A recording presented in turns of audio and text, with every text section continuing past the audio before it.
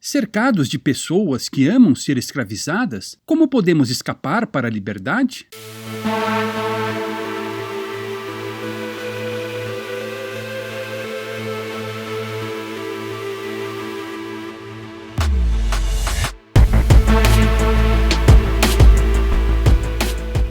No vídeo anterior, contei um pouco da história de Alexander Solzhenitsyn.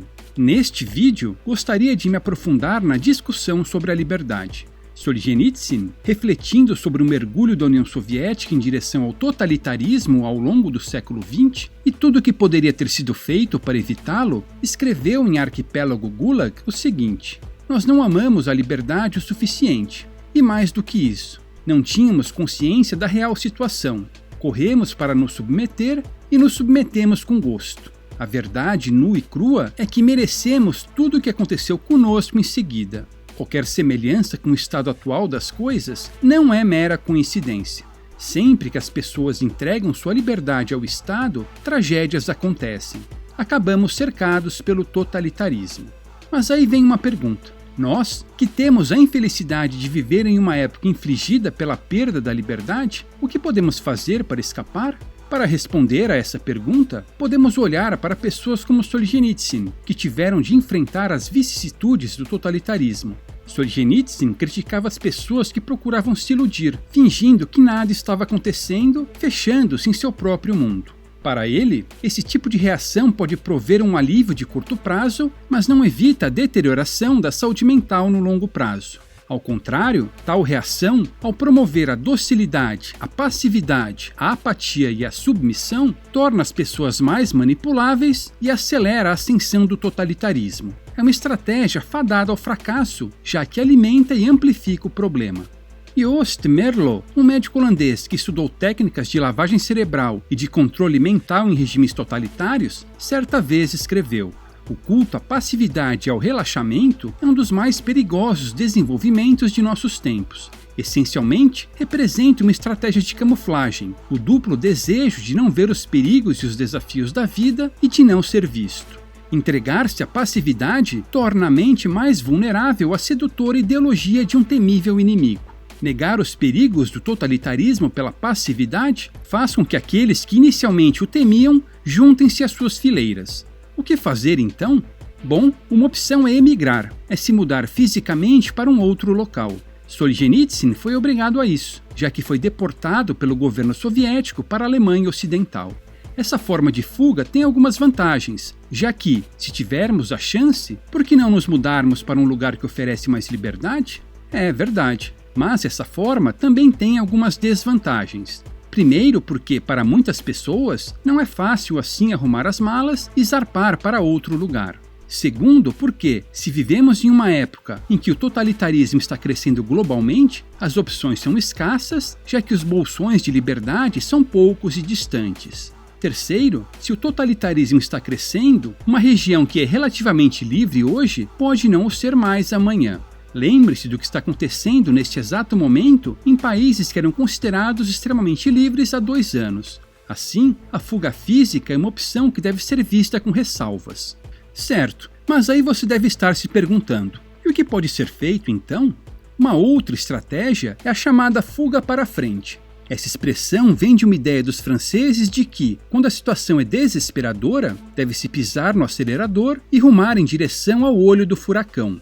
Essa estratégia lembra uma célebre expressão de Virgílio, popularizada por Ludwig von Mises: "Não ceda ao mal, mas avance cada vez mais corajosamente contra ele."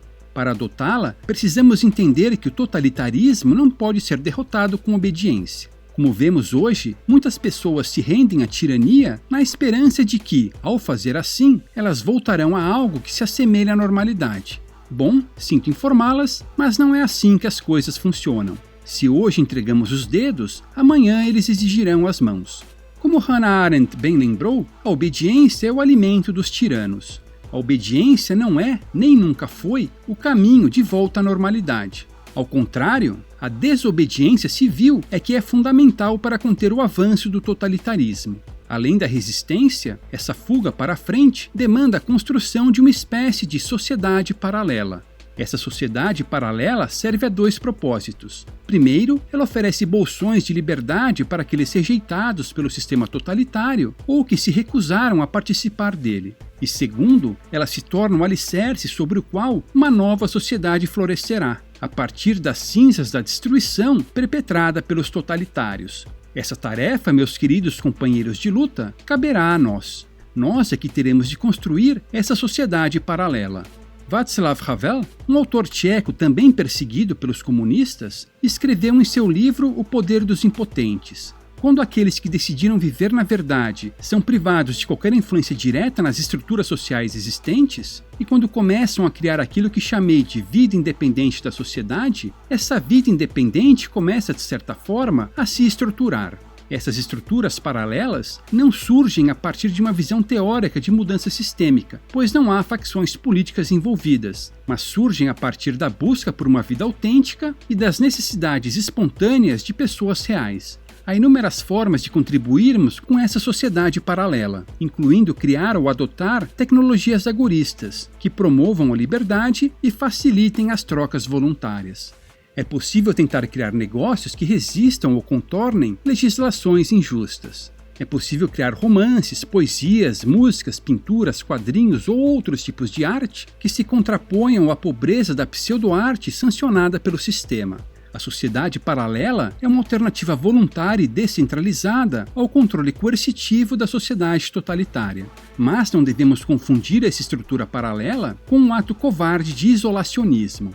Havel explica: seria errado entender essa sociedade paralela como uma fuga para o gueto e um ato de isolamento, de desistência da luta. Na verdade, ela é um processo de resiliência, cuja última fase é o colapso da ordem totalitária vigente e sua reposição pela nova estrutura que cresceu organicamente a partir daqueles que não se curvaram ao mal. A construção de uma sociedade paralela revela que nem todos estão dispostos a se entregar ao estado de controle total. Isso contrabalanceia o processo de atomização social que vem com o totalitarismo, ao promover laços entre os que valorizam a liberdade. Essa sociedade paralela ainda beneficia os que participam dela ao servir como uma válvula de escape para os efeitos deletérios da ansiedade, da monotonia e da depressão que acompanham um mundo imerso no totalitarismo. Ela nos dá um propósito no meio do caos. E no final das contas, é a existência de um propósito que faz toda a diferença do mundo. Sem um propósito, somos presas fáceis. A esse respeito, Solzhenitsyn escreveu: nenhuma arma, por mais poderosa que seja, pode nos ajudar se não superarmos a perda de propósito. Tentar a fuga para frente é arriscado, mas isso não é preferível do que esperar sentado que as coisas melhorem? Um cidadão alemão que assistiu à ascensão do totalitarismo nos anos 1930 relatou: você espera algo chocante, que faça com que os outros comecem a resistir, mas isso nunca ocorre. Se o primeiro e último ato de um regime totalitário ocorressem em seguida, as pessoas se revoltariam. Mas não é assim que acontece. Entre eles, há centenas de pequenos passos que fazem com que as massas não se choquem com nada. E um dia, já tarde demais, elas descobrem que tudo mudou. Os gulags que Solzhenitsyn descreveu estavam cheios de pessoas obedientes, que aceitaram tudo passivamente e que, quando perceberam, já não tinham mais liberdade nenhuma. Seus escritos são um alerta para nós.